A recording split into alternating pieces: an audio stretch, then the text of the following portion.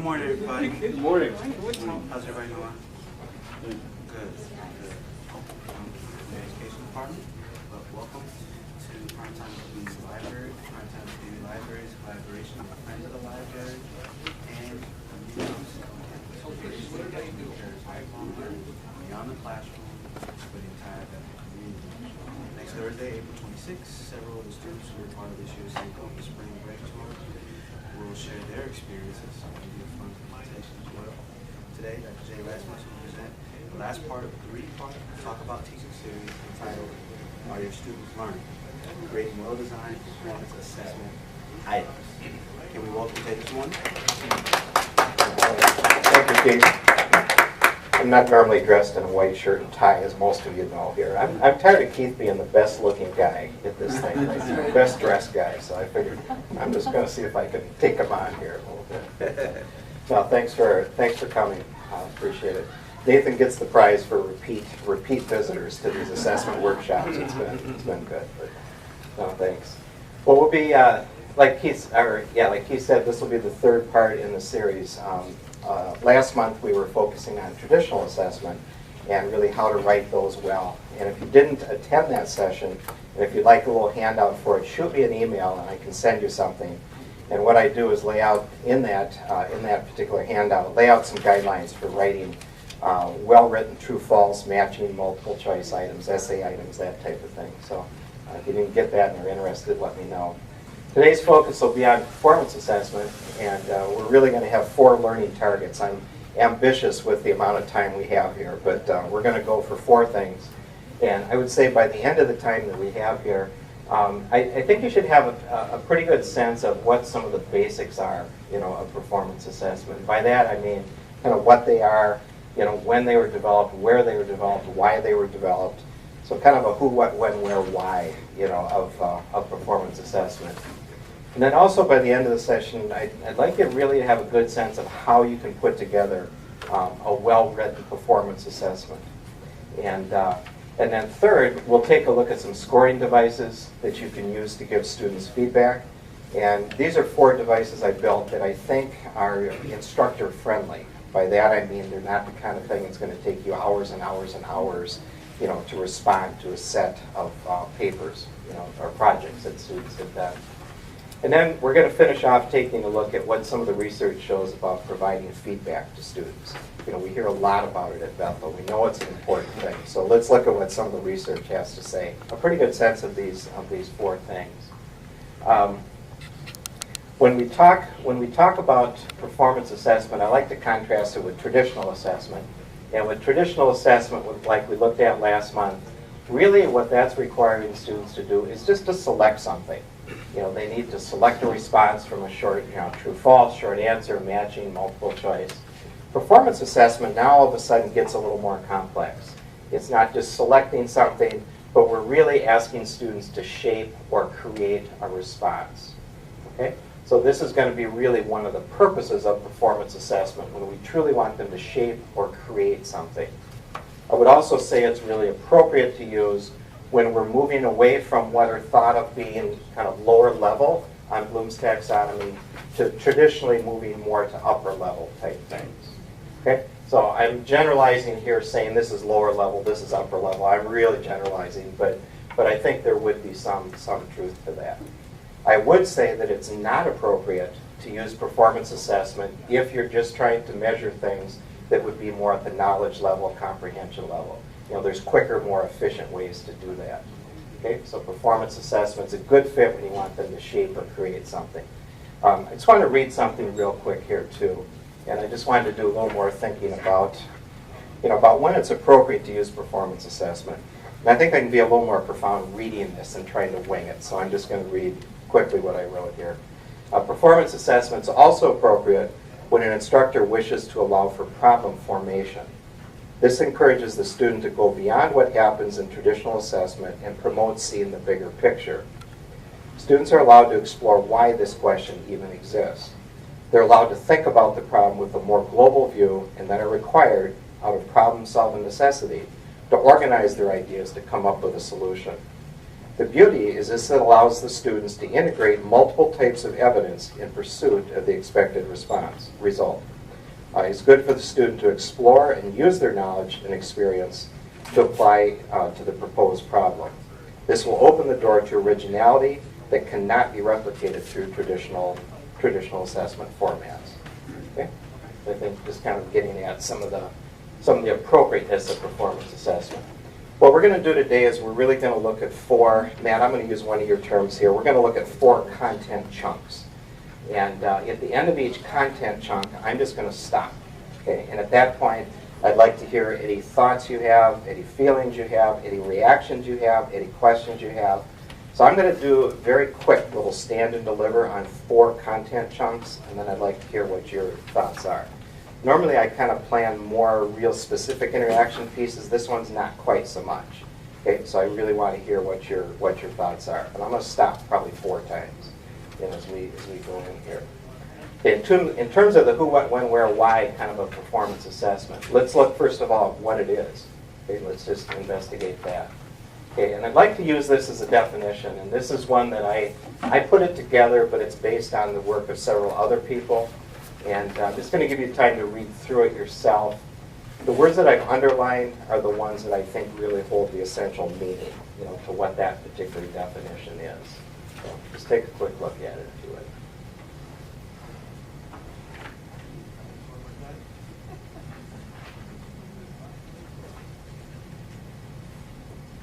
I think it's important to make this point here, the predetermined criteria. That is something that's shared with students. Okay? It's not just something that you have in your mind, but they have every right to know what this criteria is that you're going to be applying at some point in time.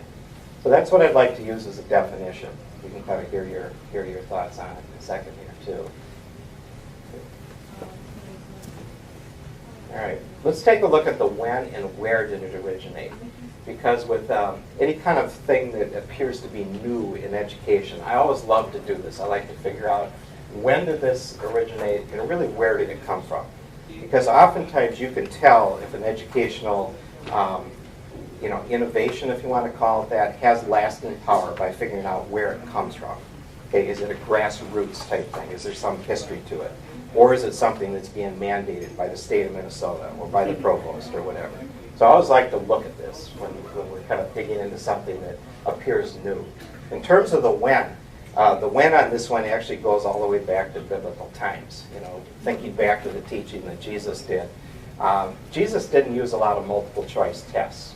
As he was working with his disciples, he would work with them. It would be a constant interaction with them, and then he would send them off to do things. The disciples would go off, and they would have some experience. They'd come back.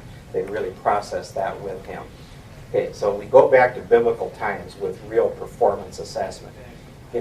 Thinking of in the times of Socrates, for example, when Socrates was working with his students, if he wanted them to engage in in a coherent argument of some way, it was not a true-false test that he gave them to measure whether or not he could do that. He would engage with them, in that argument. As we move into medieval times, now all of a sudden many of the great teachers had more students, than Jesus had or Socrates had. And all of a sudden we've got larger classes. That's the era when a lot of more written exams, came into play then, and oral exams that came into play. So is performance assessment a new thing? I mean, absolutely not. It's actually about as old as you can possibly get. Where did it originate? The United States, we love to claim all the great, new educational innovations. I mean, it did not start with us. I mean, like we talked about, it goes back to, ancient Greek times and way back. There's a number of other countries right now that really are moving more into performance assessment and have for years. For example, Canadians, the British, Italians, Germans, Russians, Dutch. For years and years and years, they've had performance assessments. And often much of the European educational system is based on that concept of oral exams, which really is a performance assessment. So it's clearly not a new phenomenon, and we can't claim it. It's not something that's just ours. But why the interest now? Because it is gaining popularity, in the United States. And I think one of the reasons certainly is that we're concerned about higher level thinking skills. We recognize that for our students when they leave Bethel, they better be able to do more than just give you the basic facts of things. I mean, there's other ways to find those. We need people that can truly think. You know, we need to be moving up to that analysis, synthesis, evaluation level. So that's a big driver of it. I also think that that we're recognizing that performance assessment better reflects current learning theory. And I'm thinking in particular of the idea of the constructivist perspective. And that theory would hold that as learners, we are continually constructing new meaning. You know, every student that walks into your classroom has some set of knowledge about whatever it is you're talking, and you're adding pieces to that schema they have. They are literally constructing meaning, and everybody is walking out with something a little bit different based on whatever that understanding was that they had coming in. So those connections are being built. But what we're seeing with performance assessment is that that actual assessment really is an instructional tool. Okay, it's not just something that we're giving them a grade on, but it truly is a learning experience. Any good performance assessment really should extend that learning beyond what happened just in the classroom. So we're finding it's not only an assessment, but it's really a learning tool in a sense too. And I think we've also got increased interest because we're seeing, especially in the K-12 setting now, that assessments drive instruction. And we're fortunate at Bethel here that we don't have all kinds of state tests that we need to answer to and that type of thing. But the bottom line is that we do allow our assessments to shape what we teach. And I would contend that's good. I mean, that's a healthy practice. And the contention here is that if you design assessments particularly well, and if you teach to those assessments, that actually is a healthy process.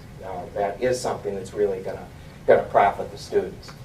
I really do believe that a good performance assessment, there's really a lot of scaffolding that needs to happen before the student really encounters that performance assessment.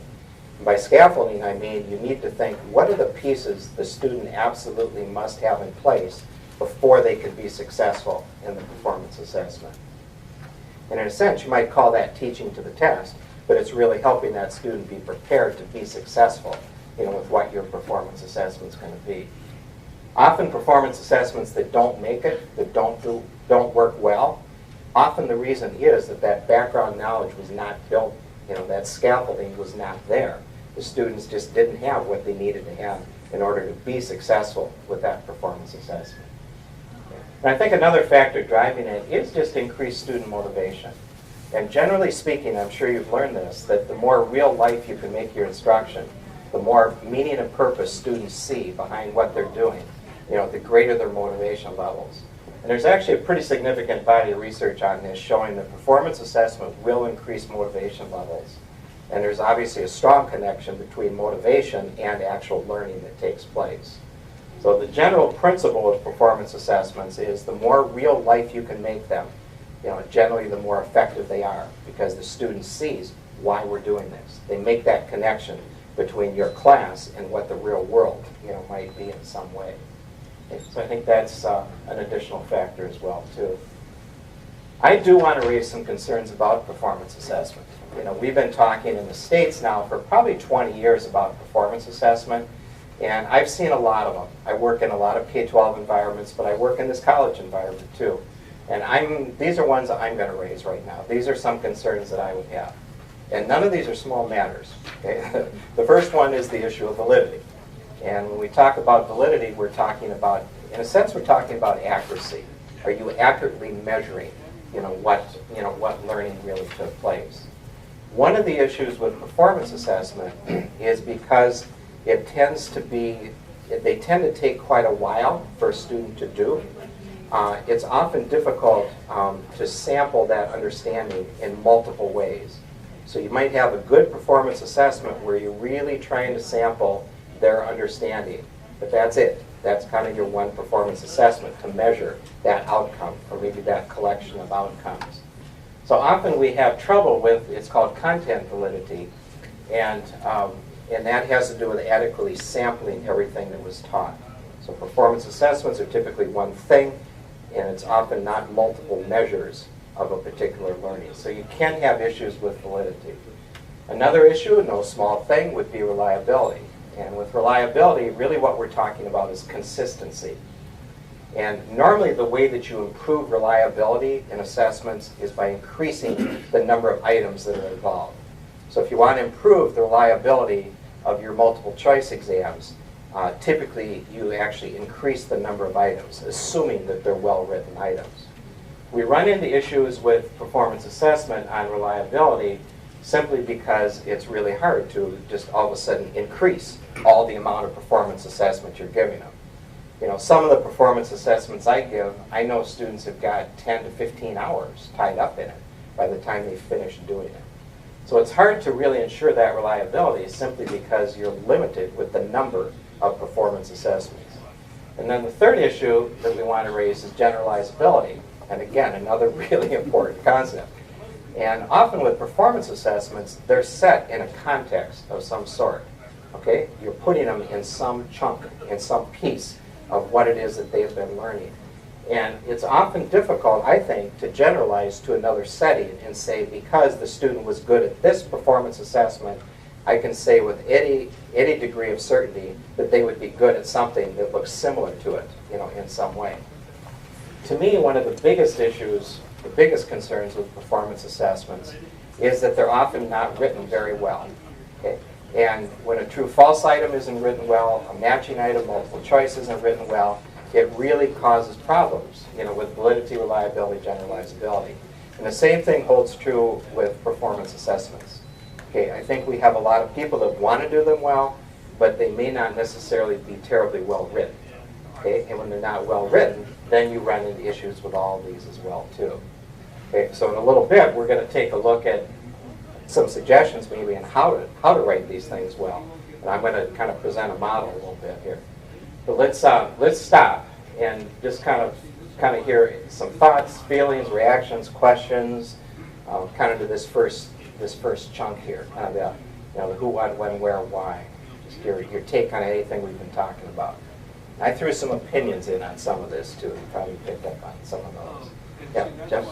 So performance versus just sort of knowledge. So performance is more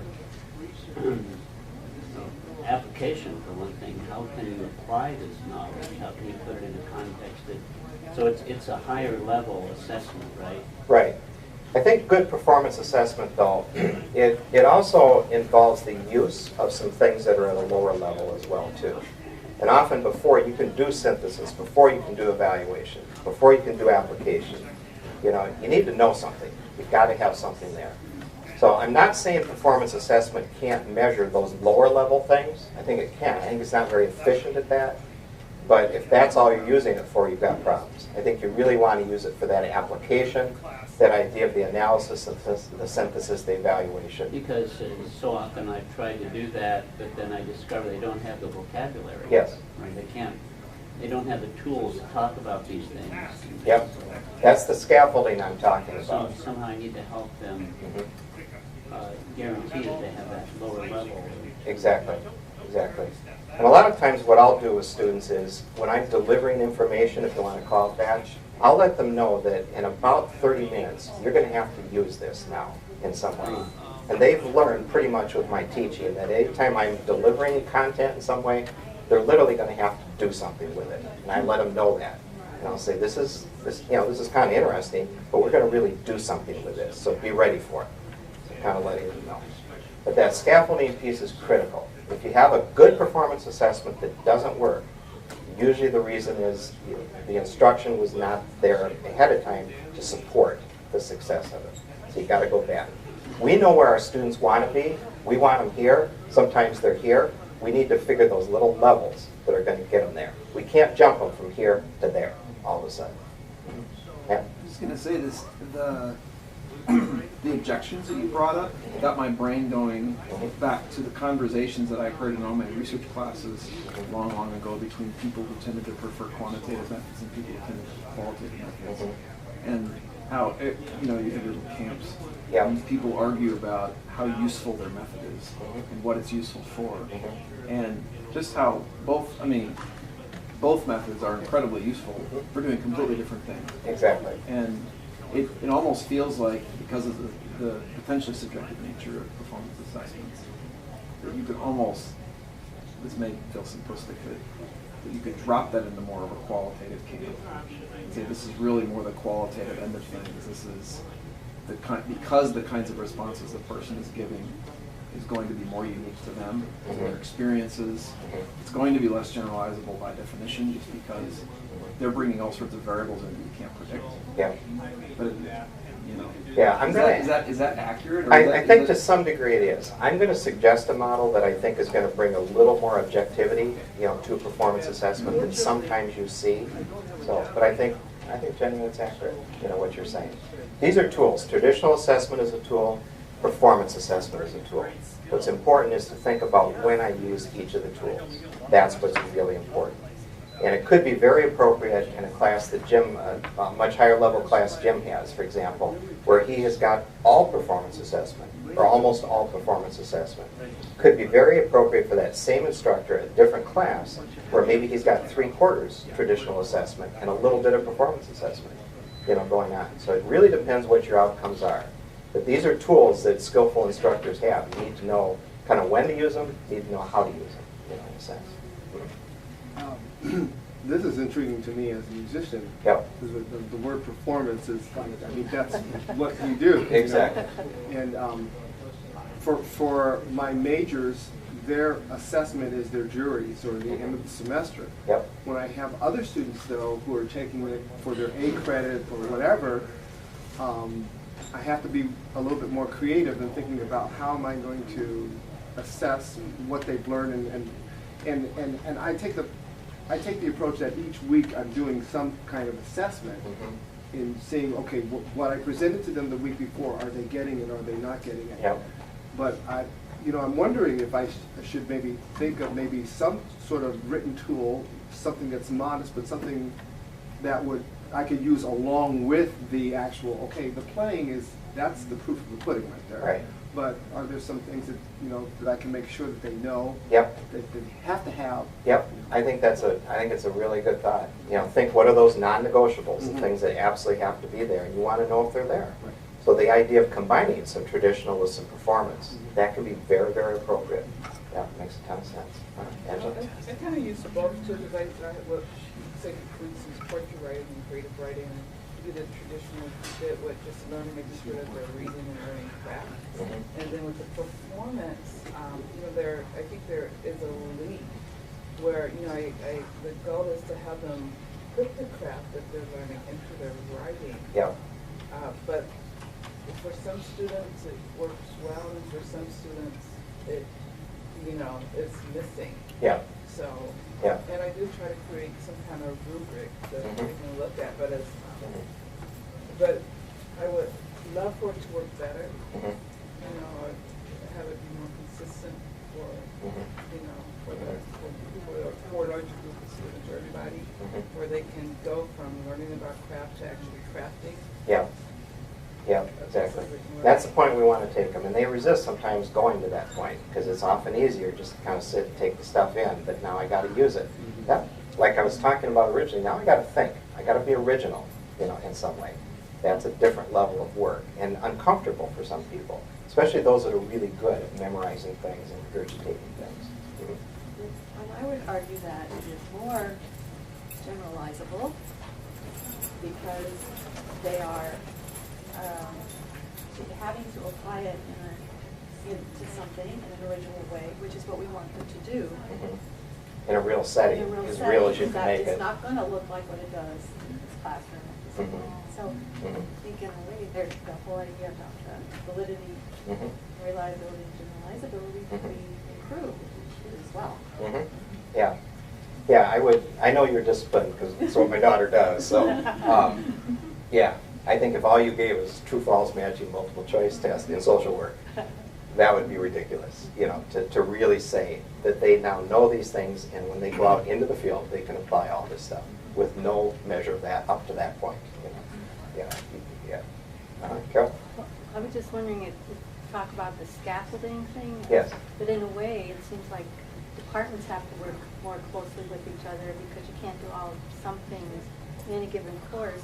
Yeah. And how that maybe affects a traditional culture in a university where you know, I do my own class my own way, but maybe curriculum mapping becomes really Exactly. critical. Exactly. Yep. And we wind up with all kinds of gaps, and we wind up with all kinds of overlap because we don't often have those discussions. And those are valuable because that's all that scaffolding piece that we're talking about. Yep. Well, let me just move on a little bit. I want to lay out a model for you here. I'm just going to say how performance assessment is practiced in assessment design outline. The outline I'm going to show you is an original design based on a bunch of research. I've actually published on this thing several years ago. So we're going to take a look at kind of the model first here. Sorry. So if you want to flip over to page 2, let's just take a look at the model. And it's going to start with the idea of having outcomes, which is probably no surprise to you. The thing I'm going to suggest on this is that when you're building a performance assessment, I think that the more outcomes you can address through one performance assessment, I think the smarter you're being with it. Because to build one of these, for the student to do one, for you to critique one, is quite a bit of work. So I'm saying whenever you can lump together 2, 3, 4, 5, I've seen as many as 10 outcomes that could be addressed in a single performance assessment. Okay, I think that's smart to do because we can't give students 20 performance assessments, if we've got 20 objectives. So look for ones that you can lump together. Okay, I think that's a really big help.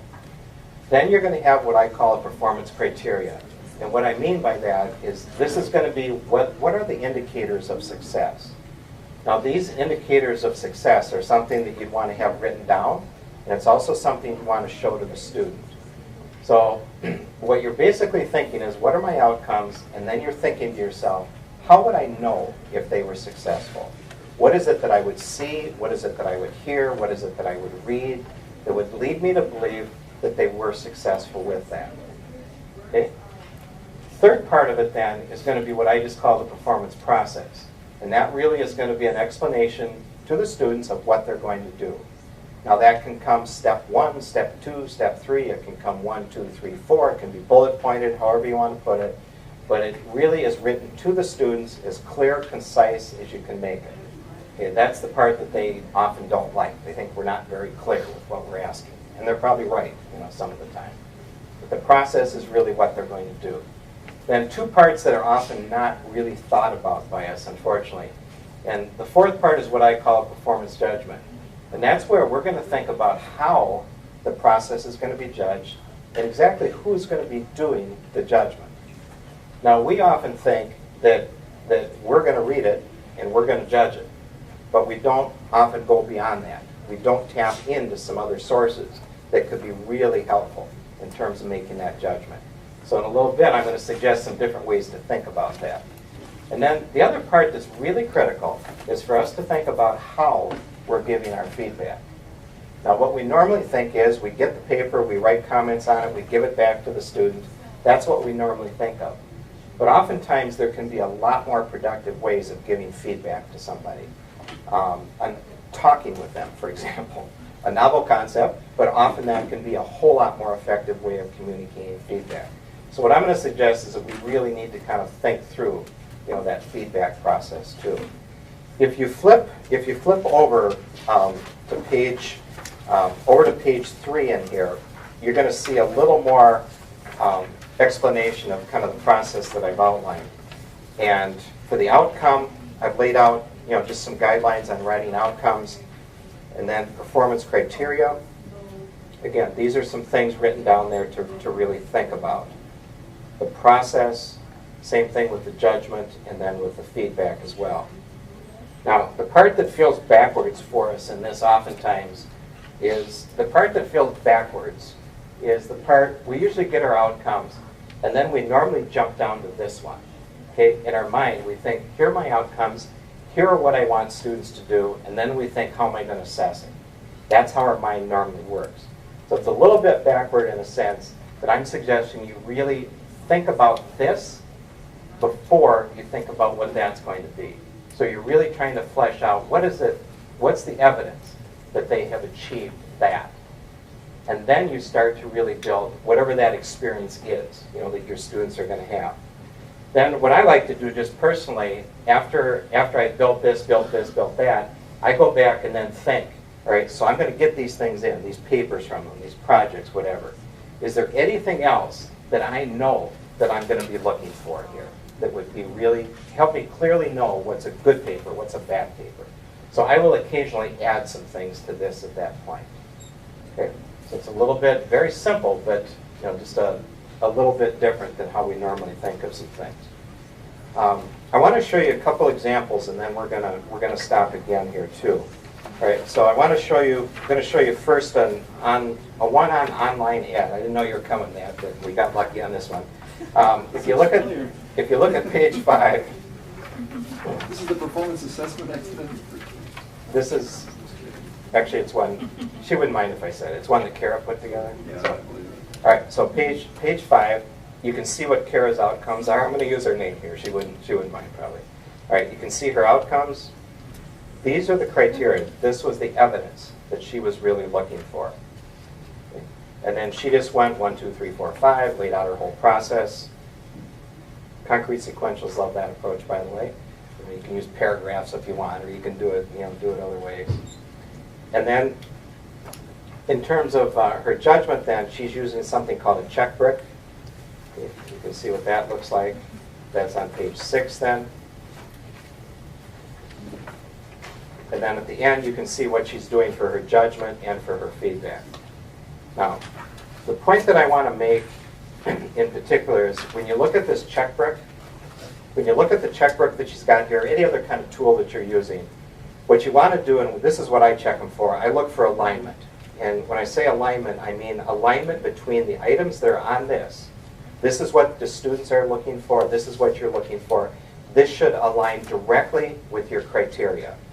Okay? So whatever those criteria are, whatever you've decided to be important, that should be reflected in whatever device that you've got.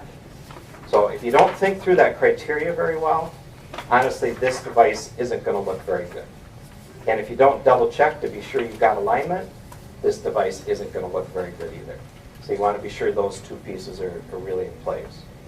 Now this model, I'm showing you this. I don't know anybody else that teaches it exactly this way, but it's based on looking at a whole variety of different models. I've used this for probably 12 to 15 years. It's been the model that I run. Very simple, but I think it's worked out fairly well. I'm going to show you one more, and I did know Nathan would be here, so I threw a math one in. I took it down to, it's actually an Algebra 2 one, so it's not quite what you work with. But just look at a different style. She's got her outcomes. She's running 3 of them there. Those are her criteria. You can see her process. And then in terms of her judgment, she's using, it's a nice little checklist. It's a combo thing. She's got a checklist, and she's got a rubric, that's going with that one. And if you flip over to page 9, you can see she's pretty detailed with it. I'm a big fan of checklists when there's a lot of things, pieces that need to be in place. It really holds students accountable for being sure those pieces are there. Then you can see what she did for her feedback as well then too. These are just a couple models, very different disciplines. Yep. Okay, so let's just kind of stop there. This is, yep. Go ahead. The criteria Yep. can be in the second model and the second fifth column. Is that right? Yes. So the first column. You're talking about on this one, the check brick? This one?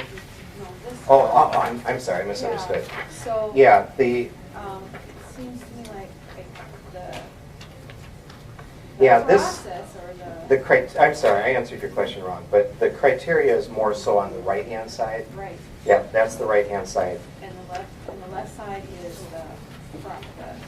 Yeah, a little more of the process, the steps. Be sure this is in place, that's in place. But you definitely want to give the whole deal to the students because they know this is what you're going to be critiquing them on. So this is just a combo type thing. Yeah, and you've got parts of the criteria on the left side too, but the bulk of the criteria, all the criteria is on the right. If you check the alignment, that are expected are in the left. Exactly. And the quality of them. Yeah. But like I said, if you do check this alignment with their criteria, you'll see a real nice match on it. Jeff? Yeah, I love the idea because I think the student is assessing themselves. Mhm.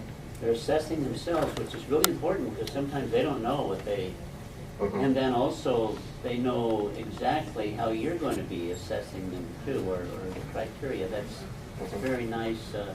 It makes me think I need to build in student checklists. Okay, like when they turn in their project, there's a checklist there, Mhm. and they're assessing or they're reminding themselves what they have to do. Yeah.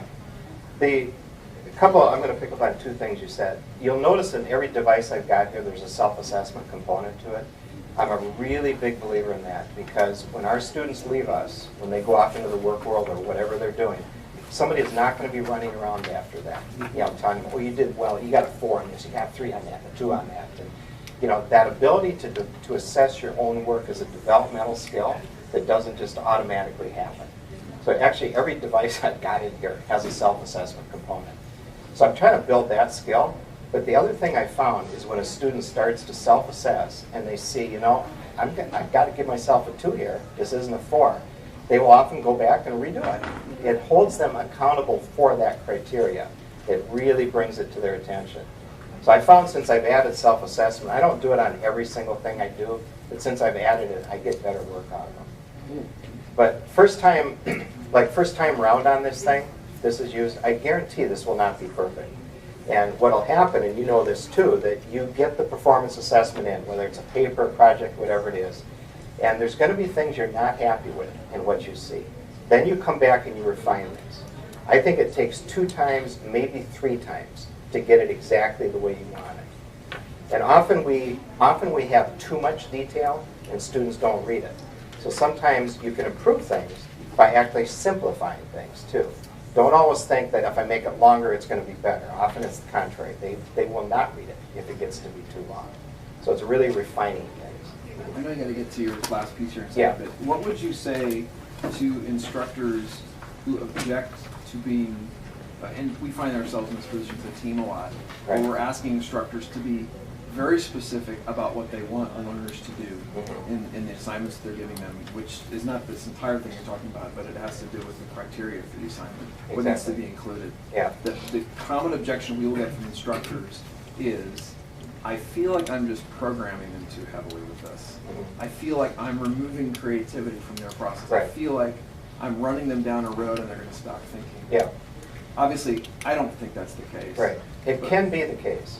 I will actually build into criteria creativity at times. I will have that be one of my criteria. So if it's something that I want them really thinking outside of the box, that is one of my criteria.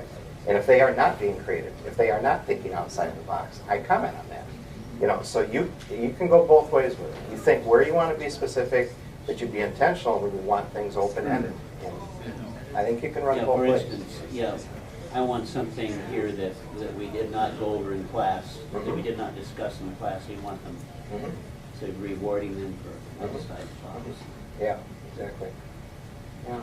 Well, let's just look at a couple other things real quick. And you can just glance at these. Page 10, this is something called a scoring guide. I'm just showing you a couple different models, and I'm not married to any of these as being the best, but page 11, you can run what's called a list, a performance assessment list in some way. And these are devices that can work well with different assignments. 12 is a variation of a rubric. I'm not going into rubrics right now because that would be an entire hour. But there's a lot of good sites that can get you started on more traditional style rubrics. And I'm a pretty big fan of something called a check brick now. And a check brick, it's a checklist. That's where the check, and then the brick is kind of the rubric part. So, and you had an example there. They've got a checklist things, yet they still see, really what those criteria are. Those are some devices. If anybody wants any of those electronically, I can send them to you, and they've got columns and colors, and they look a little fancy. So if you're interested in that, just let me know. Okay. And then I think we're just going to jump to this one real quick here because we're fighting the clock a little bit. I think that when you think about quality assessment, I honestly think it can be boiled down to 3 really simple questions. And these are questions students need to ask themselves. First of all, they need to know, where am I going? When they're in your class, they need to know, where are they going? And that's, in a sense, kind of your job, partially their job, but mostly your job, to really convey your outcomes clearly to them. They need to know what are my targets? I use learning targets. What are my learning targets for this class? They need to know that. And then they need to know continually, where am I now? They need to have a sense of that. Where am I in terms of achieving these targets? And then they need to think intelligently about, how can I close that gap? They're going to see where they are. They kind of know where they need to go. And that's where your formative assessment is really going to help them, come into play. So what I'm going to show you next really relates to the second question and the third question. Okay, so let's just take a look at it. So I think by giving quality feedback, generally speaking, it's delivered during instruction. Okay, so it's during the course experience. It's not at the end of the semester. I'm sure you've all had those experiences where you've got a final paper that you're supposed to write. Take yourself back to your college days. You got this final paper you're supposed to write. You get no feedback on the whole paper. You turn it in at the end of the semester. The instructor puts a B on it, and they say, great paper. You have learned nothing through that experience. Okay, that's not what we're talking about. A well-written paper is going to be the product of a process where you've got formative assessment. You've got feedback continually throughout. Okay, real quick, it's specific in pointing out where the learning targets have been met and where improvement is needed. And what the research shows is that students will learn significantly when they see what they have done well in something. Okay? And often you'll get more gains by pointing out what somebody's done well than you will pointing out just what they've done wrong. Okay? So they need to know that. Now the third point, quality feedback typically will have these three, and I'm going to use your words here, feedback loops to some degree. And this would be the self-assessment piece we're talking about. And what we're finding, especially at a college level, is that this peer feedback can be pretty powerful for students if it's based on something other than just pure opinion, of the student. If you have good criteria and the peers are using that criteria to apply, that can be really powerful, sometimes more powerful than the instructor. Okay? But often those three pieces. Now, would I say all the time? No. I mean, we just can't do it. But it's pretty powerful. We often miss the first one and we miss the second one. We jump right to the third one oftentimes. And then it avoids focus on the negatives, grades, or class rank. Okay? And I'm not saying it never deals with those, but I'm saying the focus has got to be on the learning process. That's got to be what the focus is. Okay? If it's only this, the research shows that it actually can be a bit counterproductive in terms of the student really learning, taking it in deeply. They become, they play the game, being a student, just trying to get a grade. And then kind of the last one, there's one more, but kind of praise effort more than ability. And often if we jump to this one, just the ability part, students have the impression that they're like born musicians or they're born mathematicians, that no matter what they do, they're probably not going to be very good at it. So when you kind of point to that effort, that's a critical thing. You're certainly pointing to how well they've achieved the criteria, for sure, but generally speaking, I'm suggesting try to stay away from this for the most part. I would like to believe that everybody can be a skillful musician, a skillful scientist, a skillful writer, a skillful mathematician. And you need to help them think they can be those things. And then just the final one, quality feedback, really avoids giving more advice than they can do something with. And boy, we can often see a zillion ways, something can be tweaked. But it's got to be something that they can act on, in some way. And then in your packet, we'll just give you a chance to kind of look through it. But in your packet, page 14, there's kind of some additional kind of 5 research points that are in there. And then, Jim, you were actually asking about clickers a little bit earlier. This is actually an interview that I did with Sarah that I think is a really strong one on assessment, and it's got the clicker piece in it as well too. So you've got the site there, so you can just kind of shoot down to that one as well too. Yeah. Jay, was the last slide on here? Pardon? Was the last slide on here about the quality feedback? It's not in here. Oh, okay. No, I didn't put that. That got written yesterday, actually. Not written. Yeah. Okay. So, thanks for being here. I wish, again, I always wish we had a little more time, but something to think about. And I think hold on to these models. I think these can be helpful to some degree too.